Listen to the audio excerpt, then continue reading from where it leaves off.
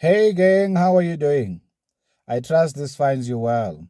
All is well with me. Welcome to Mzansi and USA News. You know, there are certain things within our society which we need to begin to question.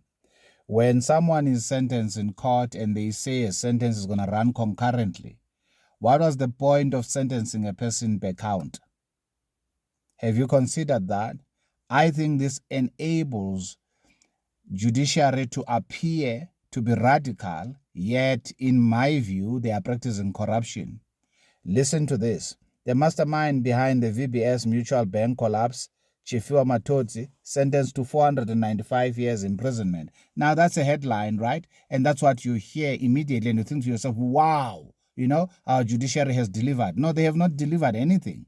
Wait until you read the story. And for me, this is an irritation because there's quite a lot of people who have received 75 years, 25 years, 25 years, 25 years on 3 counts, only to find out that they are only going to serve 125 years because all of those are going to run concurrently. Why? That means then there is no more life sentences, basically.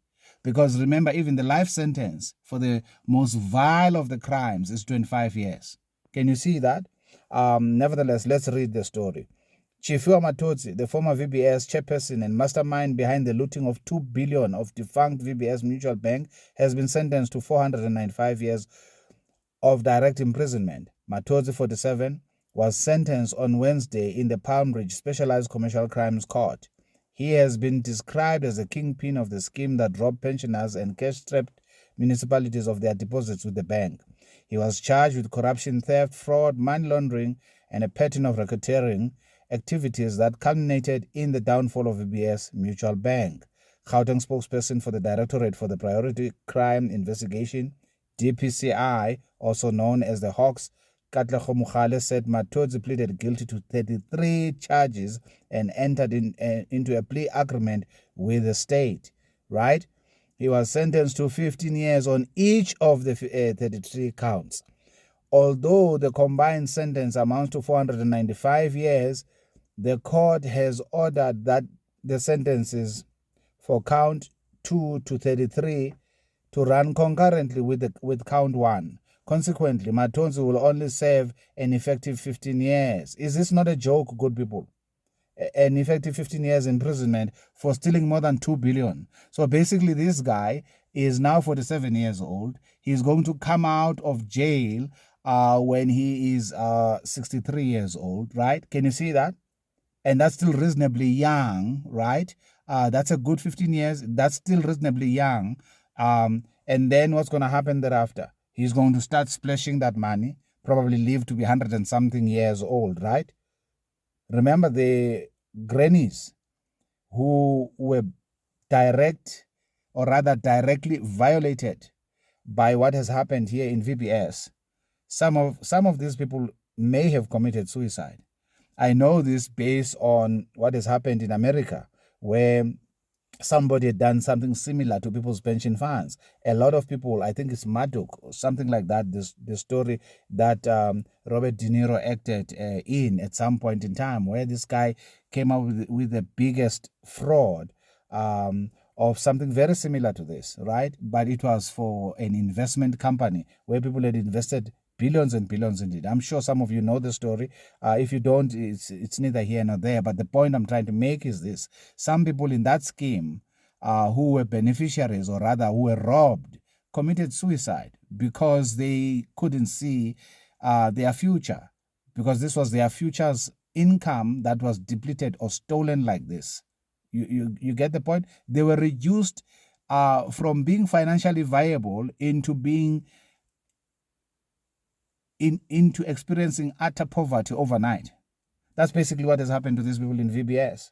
So how is this then acceptable that this Matodzi should go into jail and a guy like Ramaphosa would, after 2-3 years, pardon him and is back in the market. Or a guy like Julius Malema, if he ever becomes a president, will pardon him and then he's back in the streets again. Can you see that this person should have been sent to 495 years in jail without a possibility of a parole or pardon by a president because of what they had, the judge can make that determination in the sentencing. So the president can only pardon those people who are pardonable.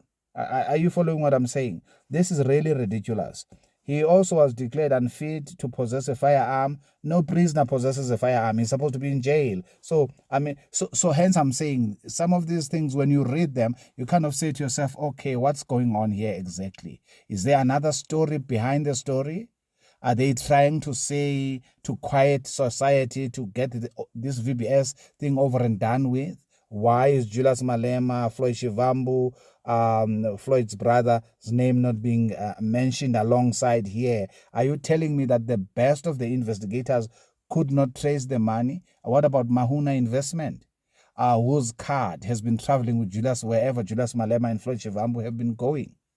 Are you following me? Is there a story behind this story? What exactly is going on here? Matodzi was charged alongside former VBS CEO Andile Ramavunga, former Treasury Popi Mukodobwane, KPMG Auditor Sipho Malaba, Lieutenant General Avashoni Ramikosi, a non-executive director, and Ernest Nesane and Paul Magula, who both represented the Public Investment Corporation on VBS. Now, remember what Americans did with Enron. They sent those guys to 25 years in jail. And hence you find that the chairperson of the board killed himself. The CEO is still in jail, is serving 25 years in jail, unless, of course, he was pardoned at some point in time without my knowledge. But nevertheless, the CEO of Enron is in jail for 25 years. So, and the chairperson of the board committed suicide. Deservingly so. These people literally change other people's lives overnight. They stole hard-earned living, hard-earned revenue, hard-earned income of other fellow citizens. And this is also a reason or reasons used to criticize capitalism. That's not capitalism. That's crony capitalism. None of us who are capitalists support such nonsense. That is nothing but white-collar crime. It's a crime. It ought to be treated accordingly. When courts dishes out judgments like this, they raise a lot of questions. For me, the integrity of judiciary is in question. It really is. If you're going to give, you're going to say 33 charges, 15 years each. However, all these must be served concurrently. Is it that judges did not, I understand they did not do mathematics, but do they not understand the effect of a judgment like that? This, for me, is really a serious irritation. I'm not going to lie to you. Meanwhile, okay, Ernest Nesane, Paul Magula, who both represented Public Investment, I think I read that. Meanwhile, VBS former Chief Financial Officer Philip Truter turned state witness and testified against all the accused. Truter admitted that he was part of a group of people who were involved in the VBS Mutual Bank funds. In 2020, Truter was sentenced to 10 years in prison with 3 years suspended, obviously because he turned state witness. Now, some people may contest that. I used to contest it myself. However, it is difficult to remember how these crimes are committed. When these crimes are perpetrated, what is happening here? This is the entire executive turned rogue. Observe what has happened here. Let me read that paragraph again. Matodzi was charged alongside former VBS CEO, right? Andile Ramavunga, former treasurer of the same organization, and an auditor from KPMG. Can you see that? So you can see that there's been a few executives that were involved in this, and it's called collusion.